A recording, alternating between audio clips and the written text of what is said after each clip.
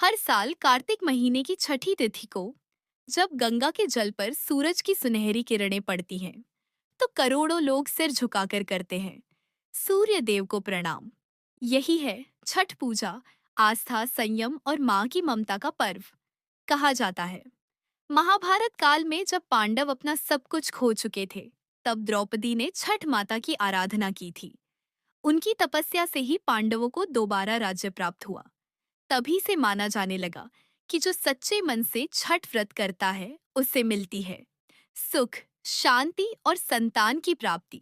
और शायद यही कारण है कि जब किसी घर में नवजात शिशु का जन्म होता है, तो उसके जन्म के छठे दिन को भी छठी मनाई जाती है। माना जाता है कि उसी दिन छठी मियाँ उस बच्चे की किस्मत लिखती है। माँ पूरे प्रेम से बच्चे की रक्षा और लंबी उम्र की प्रार्थना करती है, जैसे छठ पूजा में करती है सूर्य देव और छठी मियाँ से। छठ पूजा में सूर्य देव और छठी मियाँ दोनों की पूजा की जाती है। छठी मियाँ दरअसल उषा देवी मानी जाती हैं, जो सूर्य देव की बहन है।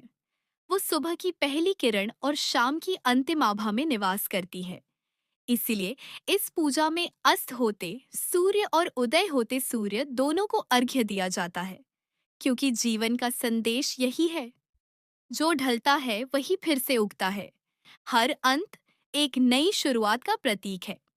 छठ पूजा कोई एक दिन का पर्व नहीं, ये 4 दिनों तक चलने वाला पवित्र व्रत है, जिसे नहाय खाए, खरना, संध्या अर्घ्य और उषा अर्घ्य के नाम से जाना जाता है।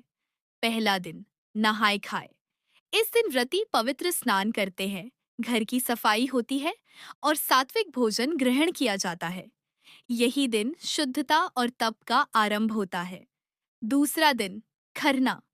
शाम को उपवास रखा जाता है और रात में गुड़ चावल की खीर और रोटी बनाई जाती है। व्रती खुद खाकर अगला दिन निर्जला उपवास के लिए तैयार होते हैं। तीसरा दिन संध्या अर्घ्य।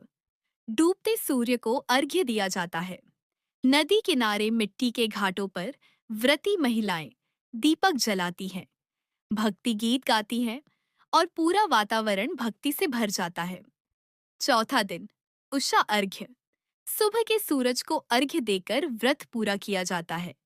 ये क्षण सबसे पवित्र होता है, जब व्रती अपनी मन्नतें और धन्यवाद सूर्य देव को अर्पित करते हैं।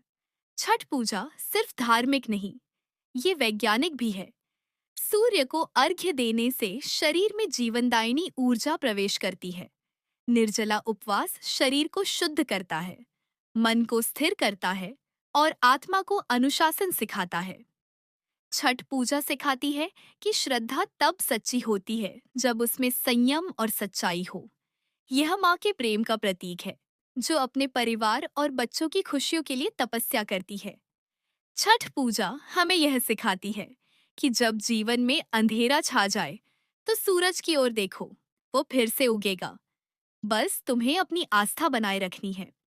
अगर आपको भी छठ पूजा की यह कहानी और इसका संदेश अच्छा लगा, तो इसे जरूर साझा करें ताकि और लोग भी इस पवित्र पर्व के अर्थ को समझ सकें। जय छठी मिया।